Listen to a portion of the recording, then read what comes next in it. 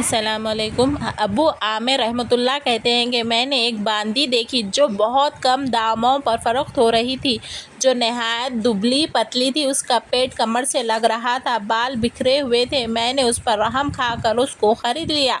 اس سے کہا کہ ہمارے ساتھ بازار چل، رمضان مبارک کے واسطے کچھ ضروری سامان خرید لے۔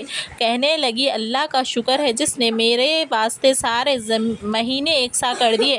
وہ ہمیشہ دن کو روزے رکھتی، رات بھر نماز پڑھتی۔ جب عید قریب آئی تو میں نے اس سے کہا کہ کل صبح بازار چلیں گے، تو بھی ساتھ چلنا، عید کے واسطے کچھ سامان خرید لائیں گے۔ کہنے لگی میرے آقا تو دنیا میں بہت ہی مشغول ہے۔